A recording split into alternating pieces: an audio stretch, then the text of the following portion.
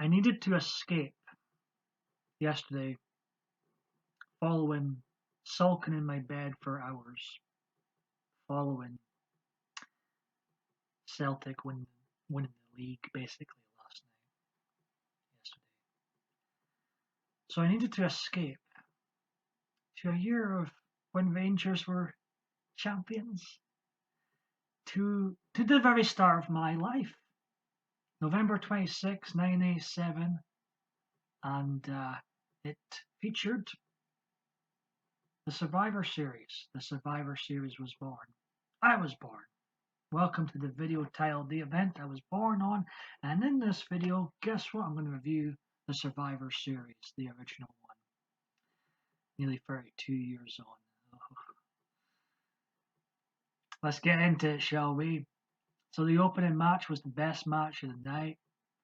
It featured a team captained by the Macho Man Randy Savage. In his team were Jake the Snake Roberts, Bruce the Barber Beefcake, Hacksaw Jim Duggan, and Ricky the Dragon the Boat Steamboat. Did I say that? I don't think I said that right. Ricky the Dragon Steamboat. And the other team was captained by the Honky Tonk Man, who was the MVP of this match. In his team were Outlaw Ron Bass, Harley Race, Dangerous Danny Davis, and Hercules. This was, like I said, the best match of the night. It got me in the mood. I wanted more Survivor Series matches following this match. I wanted to turn it off following the woman or during the women's match. This is the first time I've watched the show all the way through. Before, I've tried to watch it all the way through, and I tap out during the women's match and I skip parts, and I've watched most of it, but I've never watched it all the way through until last night. I thought, I had been watching so many OSW reviews lately. They review old school wrestling pay-per-views. And I just felt I needed, like I say at the start of this video, needed to escape. And I felt in the mood to watch some old school wrestling when it was watchable, when it was good. I don't like today's wrestling at all. Anyways, I thought this was a 6 out of 10 match, and it made me want more. It got me right in the mood for Survivor Series. I was entertained by this match. There was some great storytelling throughout.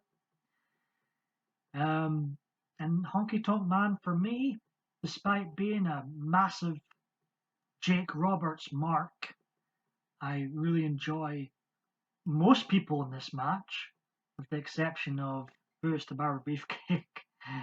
I was so happy to see him be ejected from the Survivor Series match. I don't like him. I don't like his character. But the Honky Tonk Man, he drew in so much heat, so much booze coming towards him. And I loved his little chicken shit exit from this match as well. So it was all good stuff. It got me in the mood for one more and ended up being the best match of the night.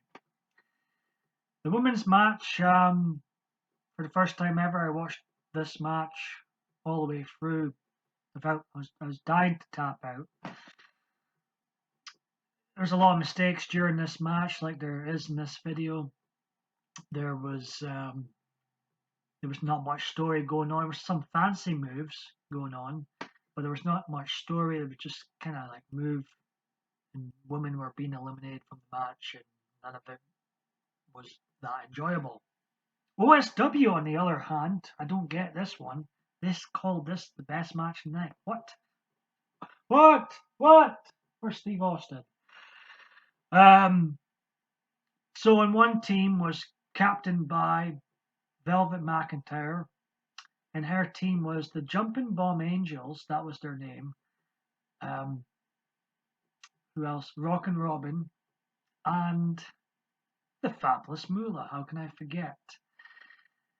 On the other team was captained by Sensational Sherry, and her team was Dawn Marie, another Dawn Marie, not the Dawn Marie I'm more familiar with in the 2000s. You're probably more familiar with.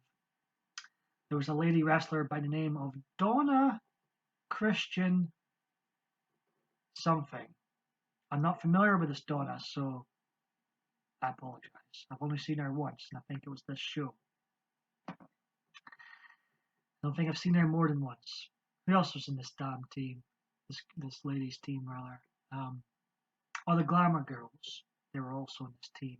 Judy Martin and Leilani Kai. 3 out of 10 I awarded it. Next up was the Tag Team Survivor Series Elimination Match, which featured teams of, let's see if I can remember. I've got my notes are right there, but that'd be a cheat to look in my notes. And my DVD box is through the house, and I'm too lazy to. I want to remember all the names here, so let's go. On the bad guys team was the Hart Foundation, Demolition, the Islanders, the Bolsheviks, and the New Dream Team.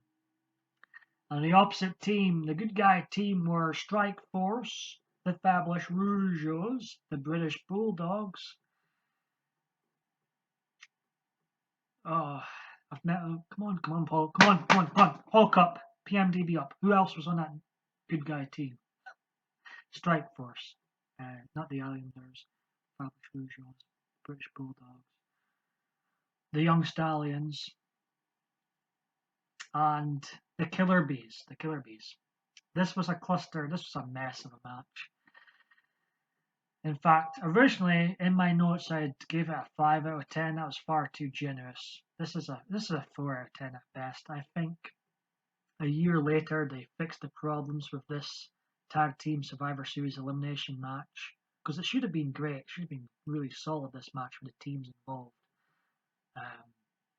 But this 987 version,